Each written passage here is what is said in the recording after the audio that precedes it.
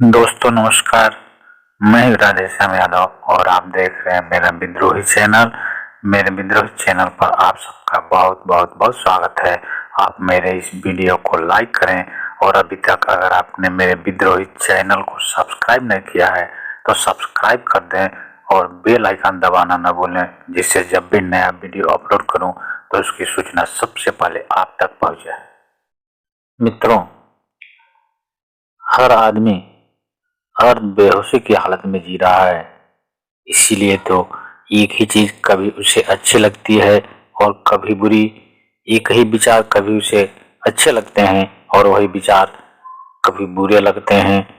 और जो आदमी हर बेहोशी की हालत में रहता है उसे हर चीज ही आधी आधी दिखाई देगी, आधी आधी ही समझ में आएगी। और अगर किसी चीज को हम पूरी तरह से समझ पाने में असफल रहें तो वह हमारे लिए मुसीबत खड़ी कर सकती है, वो हमारे लिए दुख का सबब बन सकता है। और ठीक यही स्थिति मनुष्य के जीवन में है।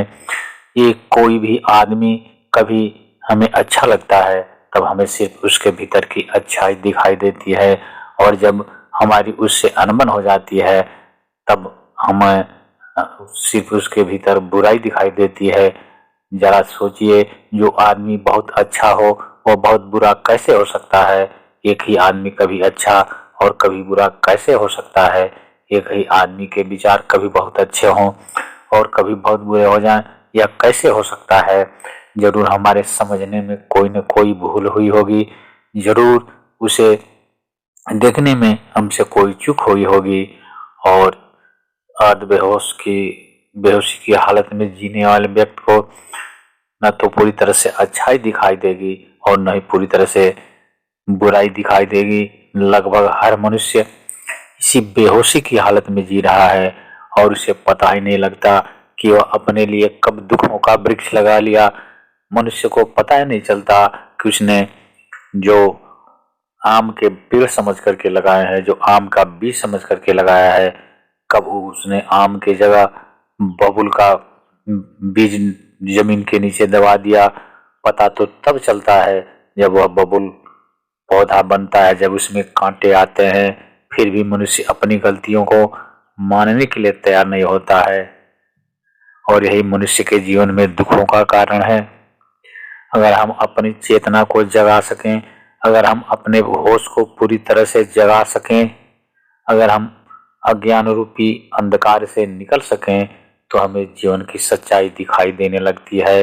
तब हम पूरी तरह से होश में होते हैं। और जब आदमी पूरी तरह से होश में होता है, पूरी तरह से शांत होता है, जब उसके मन में कोई विचार नहीं चल रहा होता, तब वह जो निर्णय करता है, तब उसे जो दिखाई देता है वह सत्य होता है और वह लंबे समय तक चलता है, वह टिकाऊ होता है।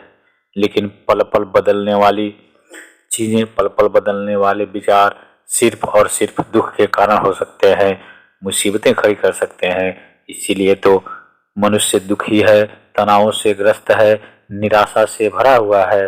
और जिस जीवन में आनंद के बादल बरसने चाहिए वह जीवन पूरा का पूरा दुख और तनाव से घिरा हुआ है। जिस मनुष्य को देखो वह बाहर से भले ही खुश दिखाई देता हो, बाहर से भले ही प्रसन्न दिखाई देता हो, लेकिन भीतर से हर आदमी टूटा हुआ है। भीतर से हर आदमी अपने आप को असुरक्षित महसूस करता है। भीतर से हर आदमी अपने आप को ठगा सा महसूस करता है। असुरक्षा की भावना हर व्यक्ति के भीतर है, भले ही वह बाहर से अपने को निडर साबित करता है, भले ही वह बाहर से अपने को सुखी दिखाता है, पर भीतर से हर आदमी दुखी है। क्योंकि अनजाने में किया जाने वाला काम उसे कभी सुख देता है, कभी दुख देता है। और सुख दुख का परिभाषा भी मनुष्य अपने हिसाब से बना रखा है, इसीलिए शाश्वत नियमों में भी उसे सिर्फ और सिर्फ दुख ही दिखाई देते हैं और इसीलिए उसका जीवन दुखों से भरा हुआ है।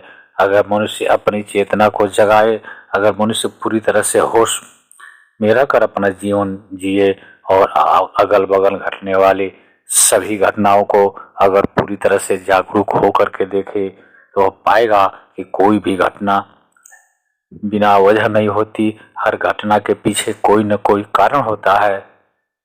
हर घटना हमें बहुत कुछ संदेश दे जाती है। आने वाली हर घटना हमें अगले घटना की सूचना देती है। लेकिन हम अपने मन में हमने जो कामना पाल रखा है, हमने अपने मन में जो विचार बना रखा है, हम चाहते हैं कि इस विचार के अनुरूप ही फल मिले। हम चाहते हैं कि हमारी सोच के अनुरूप दुनिया चले। लेकिन हम भूल जाते हैं कि हमारी सोच सीमित है, हमारे सोचने और देखने की क्षमता सीमित है। लेकिन यह जगत तो बहुत विराट है, यह अस्तित्व तो बहुत विराट है और हमारी सोच वहाँ तक नहीं पहुँच पाती। अगर जीवन में खुशहाल रहना है तो प्रकृति के इस नियमों को समझने की आवश्यकता है, जीवन की इस सच्चाई को समझने की आवश्यकता है। और इस जीवन में जो चारों तरफ दुख, पीड़ा और तनाव से भरा हुआ है, आनंद की वीणा बज सकती है।